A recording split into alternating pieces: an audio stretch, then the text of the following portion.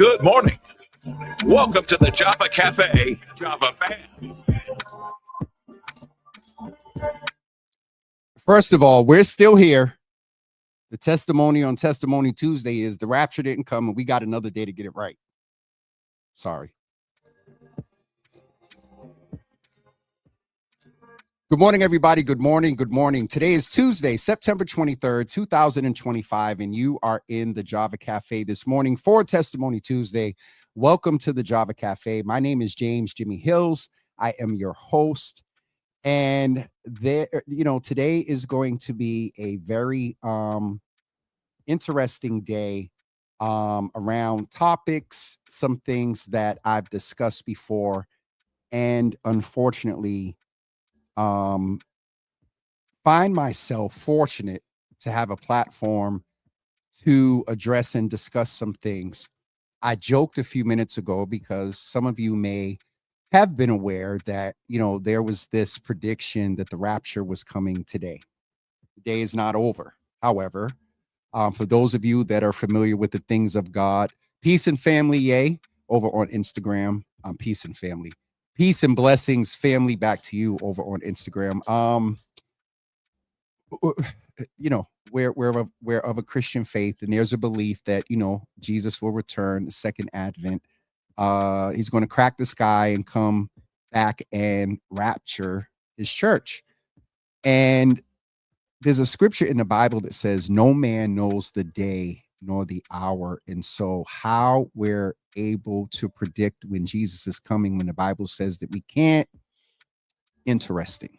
So in the context of still being here, a part of my testimony today is I, as an individual, as a black man who loves God, that grew up in a hood, as a black man who loves God, who grew up in a hood, who is also gay. And I say that this morning on Testimony Tuesday because for those of you that have seen some of the intersections of Jimmy and After Dark, I've shared that it's been an interesting journey.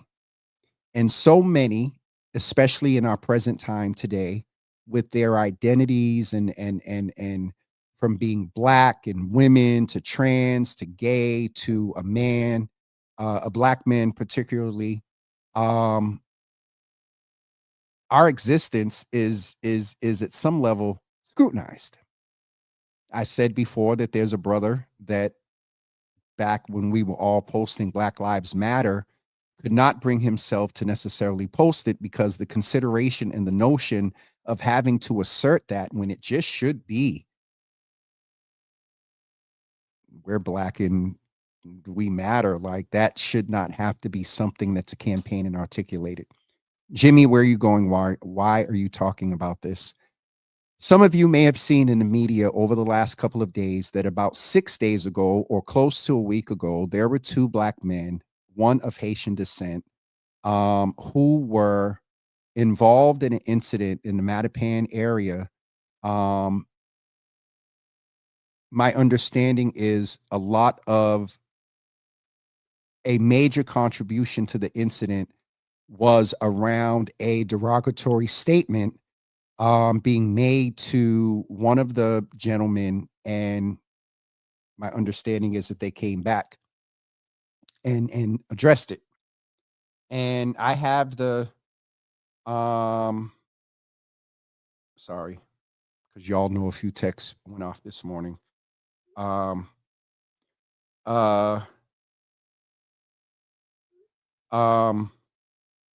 have the account here, and the brother, is very transparent about what happened and, owned some energy around his response.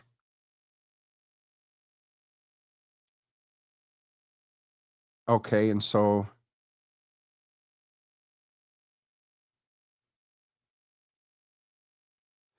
yeah, so what's reported here is the incident was initiated by a derogatory statement about their sexuality. And you all know that I do my best to try to be as balanced as possible. And in full transparency, reading that incident disturbed me. I had to sit with a lot around this. And so we'll get into that in a few minutes. Um, but I was talking to someone this morning, and ally isn't even a word to describe our relationship. They're straight and a truth teller. And we were just talking, and they said, "Well, Jimmy, you got to understand that folks are standing up today to even some you know folks, whether sexuality or not. Sometimes when you present yourself as a quote unquote tough guy, you got to be ready to respond." And that is no indictment or any pointing to necessarily the individuals here. But the point was made that a derogatory statement was made and there was a response. And that ensued into a physical altercation where two men were hurt. One received stitches via staples. I've seen the pictures. One brother's bruised up. And a few things hit my mind this morning that really had me in a very interesting place. One of the first things I thought about was, and when I say this, it is going to come across as kind of selfish or self-centering. But in the context of our shared identities, I had the thought that that could have been me if I had a partner. Whole nother Zoom. Um, and we were coming out of an establishment, let's say the Seaport, and I'm gripping him up with something. I'm not necessarily a holding hand and all that PDA type of. Maybe after a few espresso martinis. But that was a thought for a second, and it put me into a macro place of where we are in this country. I said some months ago that not only are the white supremacists emboldened post November and the inauguration, but there's a lot of black folks that have become emboldened to come out the closet about their homophobia and anti-LGBTQ, support. And so, back to this particular incident, do we have a right to verbally give the same energy when someone if someone, y'all know,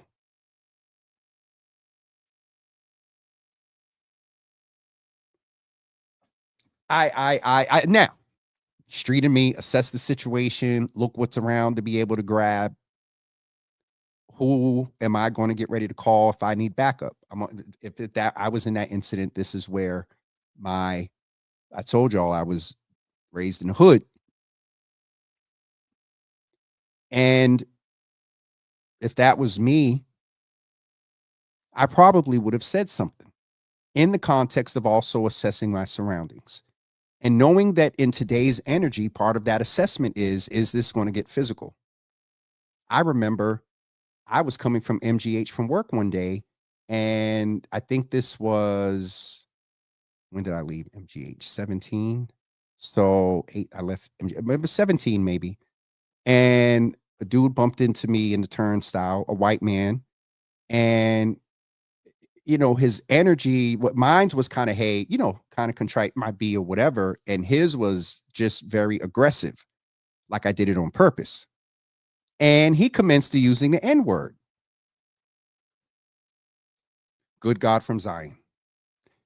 Co-worker, not even a co-worker, somebody that recognizes me from working at the hospital pulled me up on the escalator and was like, yo. So I know the propensity for me to respond in a derogatory when someone uses a word like that is really there. My point of saying all of that is, there's a notion, could they have just walked away? That's a valid question. But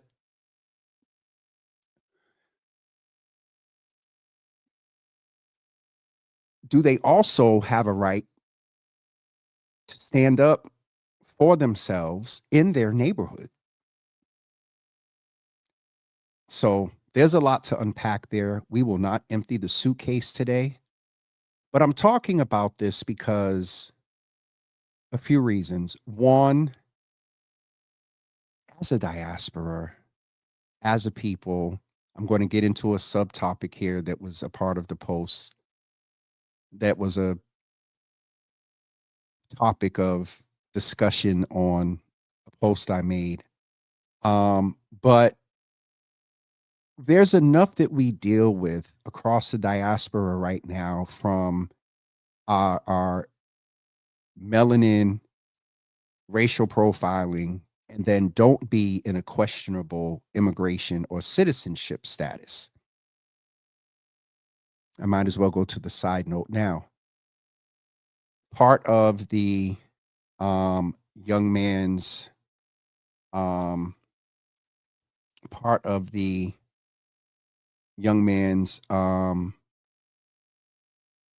account of what happened includes where he admits that he used some language that included, you know, I will not be disrespected in my own country that my ancestors built, by some interesting statements toward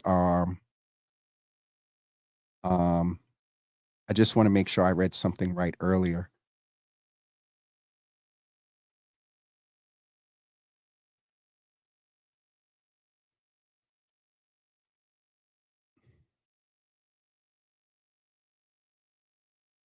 Yeah, there was a response that included um a statement that I would not make toward someone um who was not born here.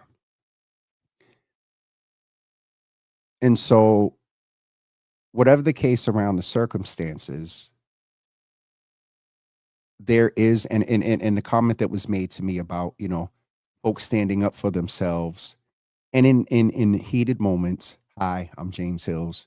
Sometimes we can make statements. We talked about decisions yesterday and how they impact us, and that decision now has Viper. What's up, brother? Now that has resulted in this physical altercation. My point of reading that part, and I was mentioning a few seconds ago about enough being against us as a diaspora, as Black people, brown people, to then have this identification of a particular population that, let's just say, from a public safety, past post and incidents, this area in Mattapan has been complained about multiple times. Away from this incident, a lot goes on in that area. And so,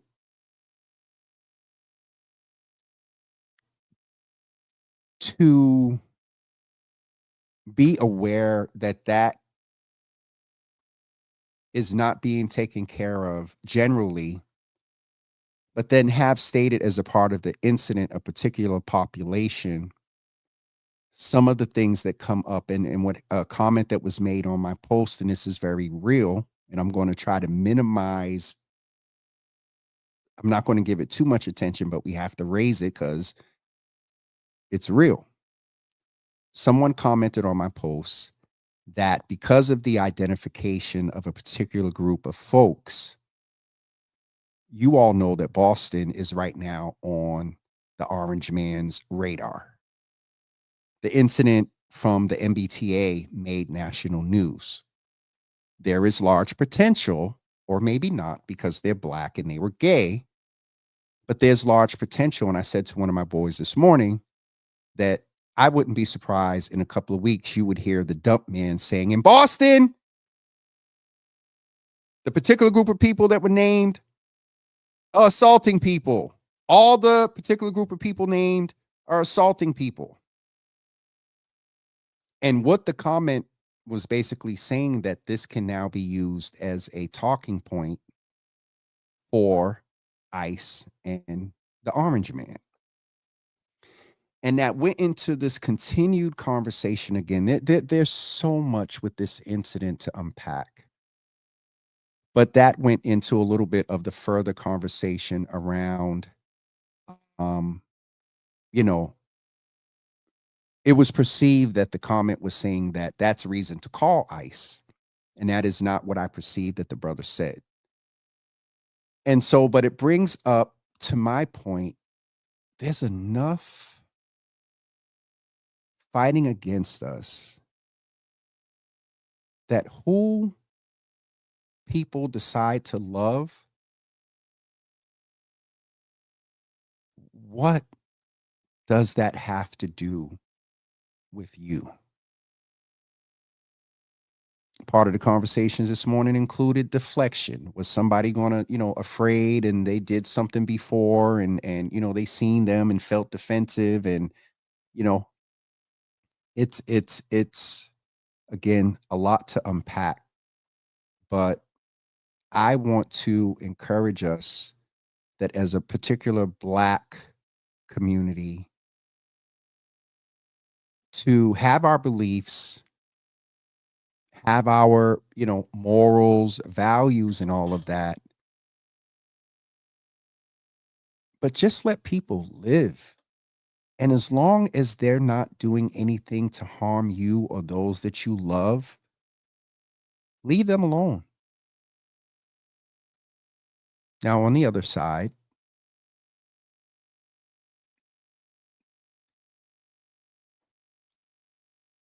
for very, I'm going to say this as with as much context as I can, and I can hear Thaddeus now. Just say it. One of the intersections of my community,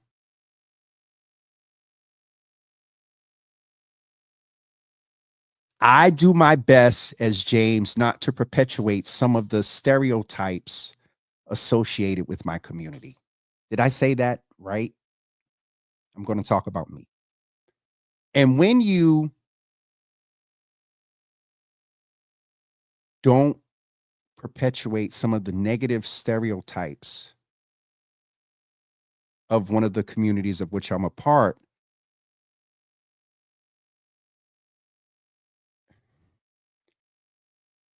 no one has a right to verbally assault someone around any of their marginalizations.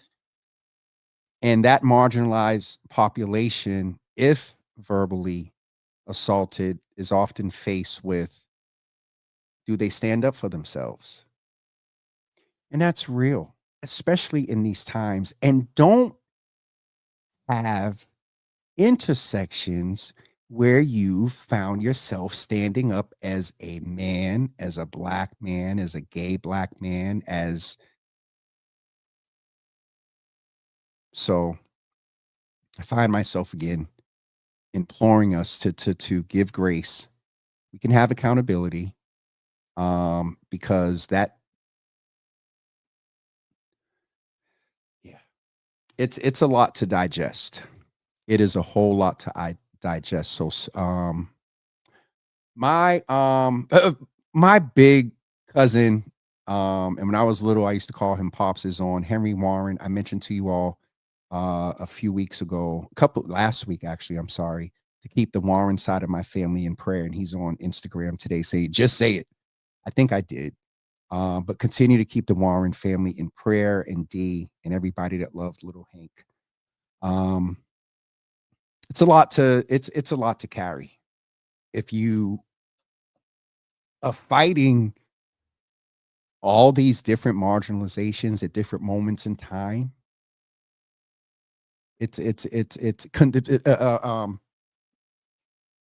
not necessarily different moments at time, at the same time, at different moments. Two of your intersections of marginalization can show up in one place. One can show up in another. One shows up at work. One shows up in the hood. One shows up at church. So we're going to go into the comments. I'm going to start over in the Instagram section and just say good morning to everyone.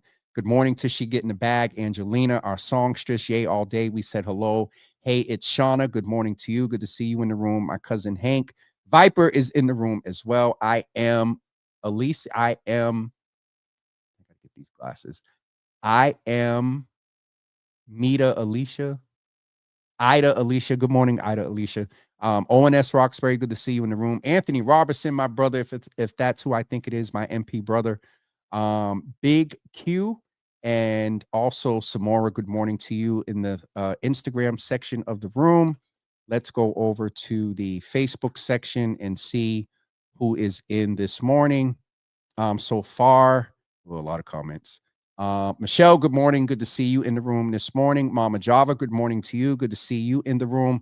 Latoya, good morning to you. Good to see you in the room this morning. Opal, good morning. As always, good to see you in the room. Pastor Marion, good morning to you. Good to see you in the room this morning. Sister Debbie, good morning to you. Good to see you in the room. Also, Dina, good morning. Good to see you in the room. And also, I know you're waiting on a phone call. Wait a minute, was it more than anyway, October 2nd? I'm presuming it's that. Nisi, good morning to you. Good to see you in the room. Sister Soraya, good morning to you. Good morning to the folks over at the Real Boston Media. Michelle D. Smith, good morning to you. Good to see you in the room this morning. Pastor Sharon Cornelius, good morning to you. Asia, good morning. Good to see you in the room. Real Boston Media, that's all right. Glad that you're here. Milton, my brother, good to see you in the room this morning. Real Boston Media, hopefully I covered or where you came in late. I will say for those of you that came in late, I was talking about an incident that happened in Mattapan, how it's impacted me, and how it's raised a lot of continued conversation that we need to have in our community.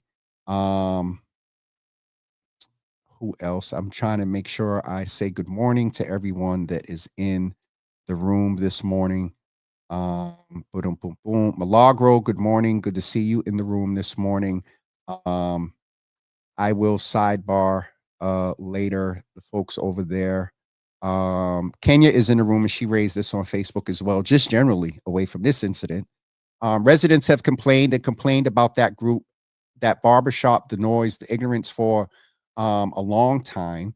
I attend the Edgewater Drive Neighborhood Association 2 weeks ago, and it was discussed then. So here's where we go. ONS, Isaac Yablo, who else? If you know, based in this conversation about a particular group, there is some of immigration advancement involved. Where is the BPD B3? Where is the coordination of with community here? There's obviously a public safety issue. Hi, Dr. Yablo. So Janeer, good morning to you. Good to see you in the room this morning. Rev, good morning to you. And all the potential further harm, the mayor has not spoken out on it. I have not seen a statement about it yet, as of yet. Speaking of statement, there's something else I need to mention and cover as well. But Rev brings up a point that we have not seen one yet. I know, and it's interesting because the Brothers Post went up 6 days ago and it broke in the news 2 days ago. And I want to believe that similar to the MBTA and Mike D's and the Real Boston Media, they picked this up off social media in his post. Stan, my brother, thought about you yesterday. We have not. Well, I will.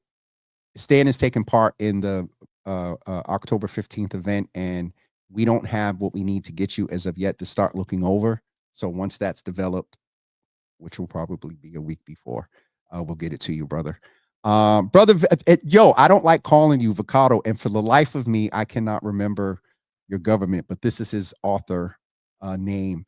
That's my hood area. They're good people who stick to themselves, loud but fairly quiet. As far as violence is concerned, it's other people coming around. Someone that's in that neighborhood, you have a balance of what Kenya's saying as well as him adding to, and someone said another state, you know, not so much from other hoods. But then it's up to those that live there to set a tone.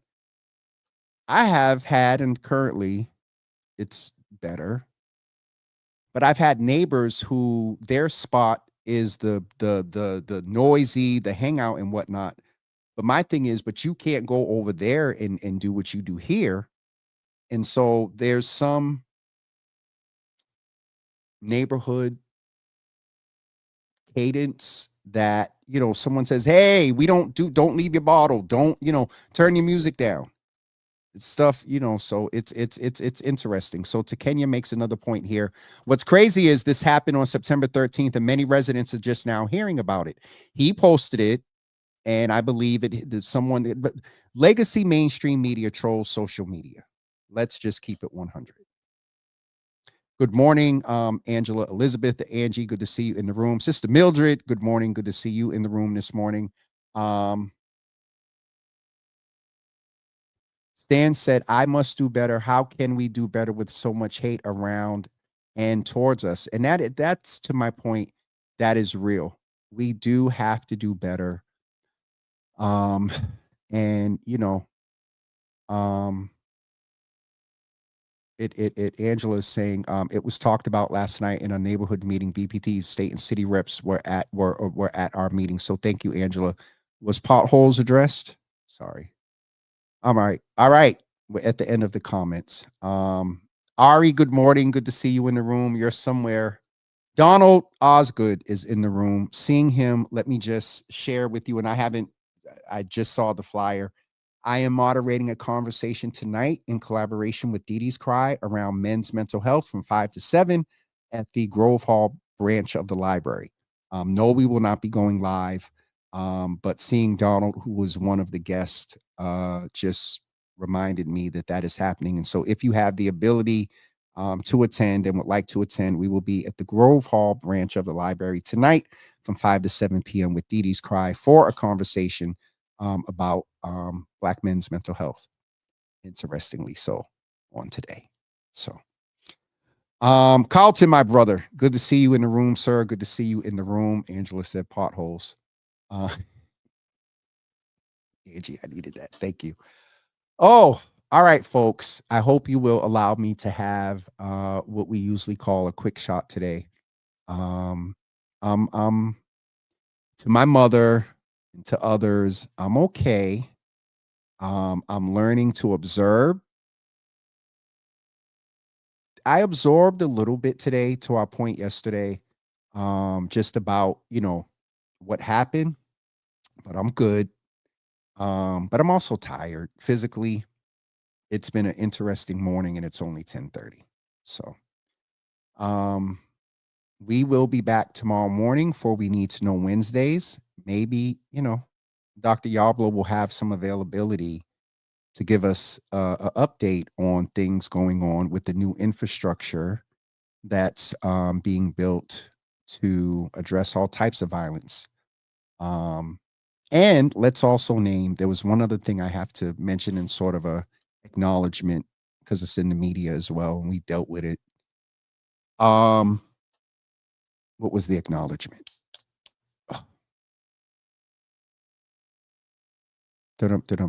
Oh, I forgot what it was. Sorry, y'all. No notes today, all off the top of the head.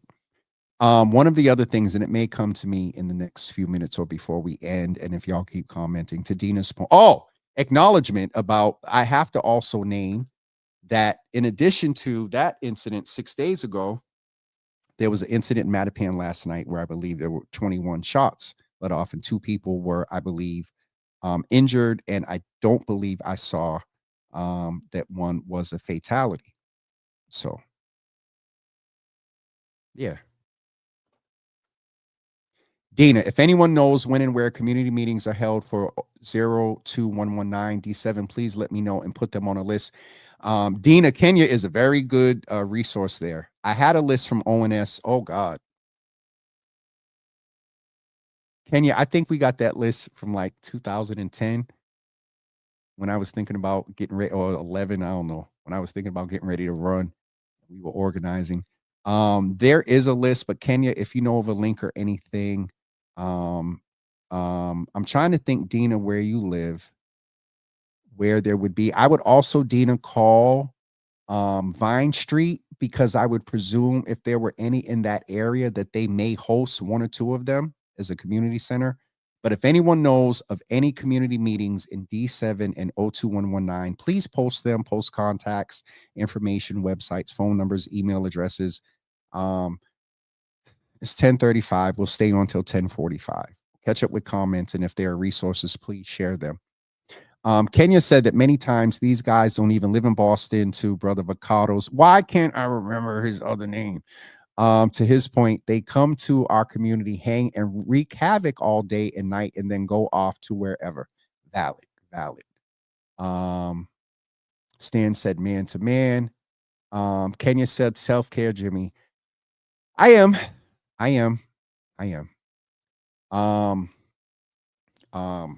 To Michelle. Okay, some of these comments I'm not going to put on here because y'all are going to have me.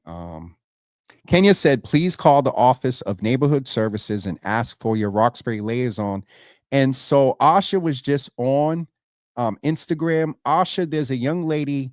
So Dina, inbox on Instagram, ONS Roxbury. ONS Roxbury. And that sister will get you some information about community meetings in Roxbury. She is the Roxbury liaison.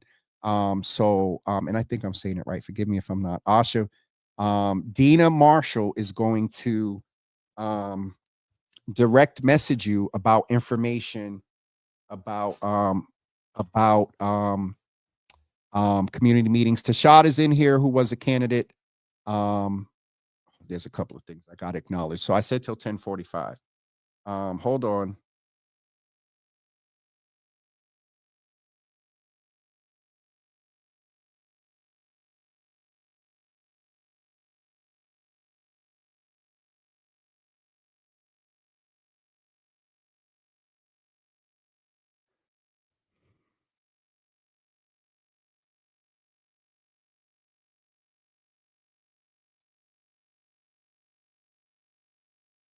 I'm sorry.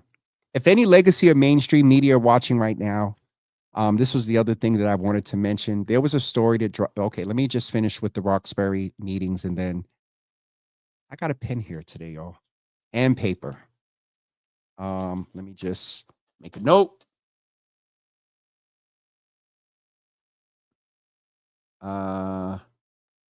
Yep. And okay.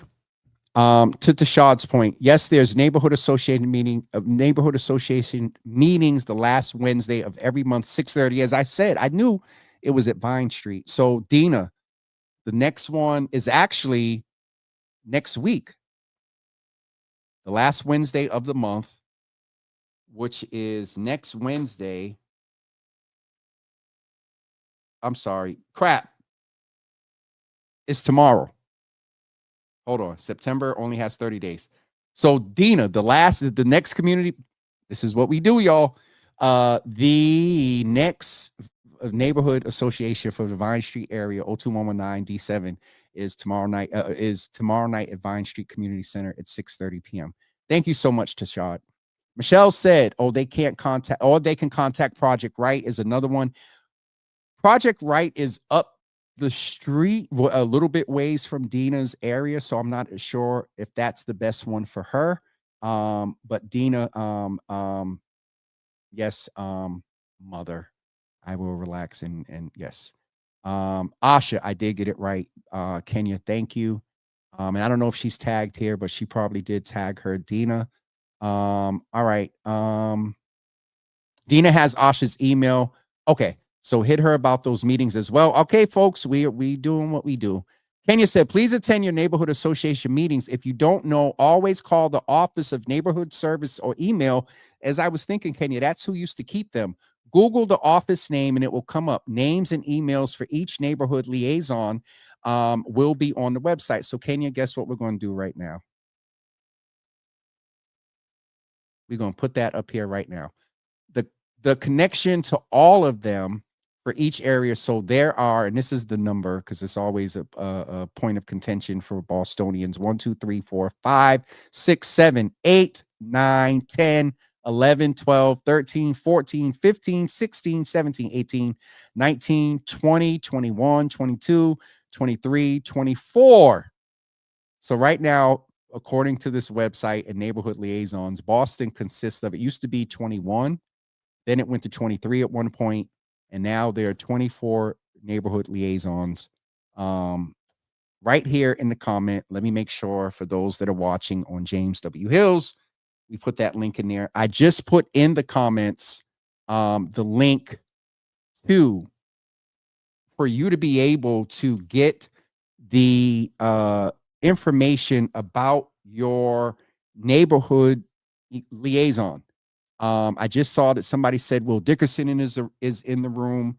He is the one for faith-based initiatives. So if you are a faith entity and want to do some things or find out what they're doing from a faith standpoint with the city of Boston, you can hit Will Dickerson up. Okay. And I believe he's probably somewhere on that page as well to get his information. It's 10:39. We got 6 minutes left. Two things I want to also address is, and I'm dealing with one.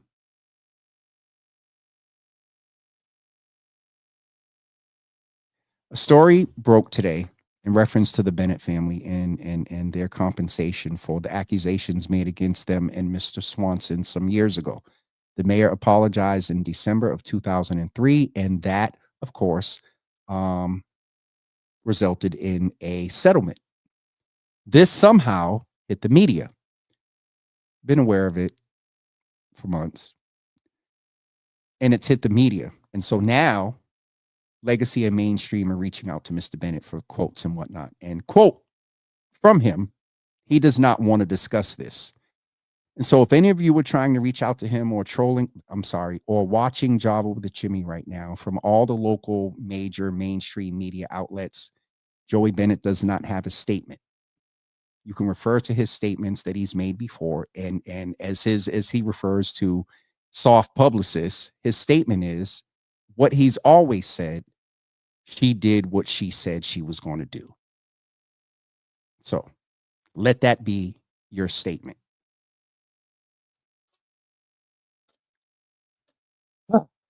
Last thing I'll say is,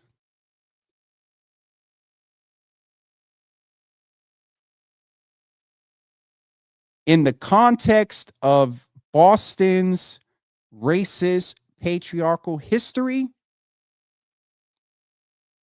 the democratic process that many of us, for whatever reasons, did not participate and move beyond social media and whatnot, did work. It did not work in favor for some of what they wanted, but it did work.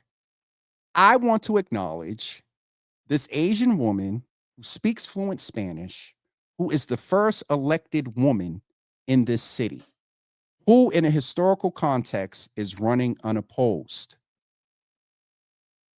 There is a whole lot of Boston Poly to unpack over these next few weeks. But I just want to name that as well, since we were talking about, what the mayor did with the apology and negotiations around this settlement. So with that being said, it is 10:42 and we are going to get ready to wrap up. We will be back tomorrow at 10 a.m. and maybe we'll look at, I have not looked at the voting stats yet because it's 75 pages. It's a PDF and I can't just get everything across on one sheet, all the wards, the precincts, the numbers, and the percentages is, whew, y'all know I love that stuff. And so I owe Brother Carlos a follow-up because we do want to break that down because there are a lot of implications of who voted where for whom. And we got one more voting round to go. And not to get too deep, but we need to pay attention to this at-large race. Black and brown people need to focus on three people mainly: Rusi Louis Jen, Julie Mejia, and Henry Santana. Yes. There's a strategy that is trying to disrupt the further progress and improvement around a lot of things that Mayor Wu needs to do internally and around policy, yes. But there's a strategy that is intentional that has reshifted its energy and focus over to a particular at-large candidate. Come back with us tomorrow at 10 a.m. and we will see you then. All right. Mother, I'm going to eat. I have already drank water. I really didn't touch the second cup of coffee too much here. And yes, we may go. Well, I'm moderating, so I can't go live. Milagro, thank you. I won't be going live, but somebody may go live tonight. Toy's gonna go live. Y'all know she is. So if you want to get a clip or something about what's going on with the men's convo tonight, follow Toy Burton and Dee Dee's Cry. And we will see you tomorrow morning at 10 a.m. Have a great day, everybody. Thank you.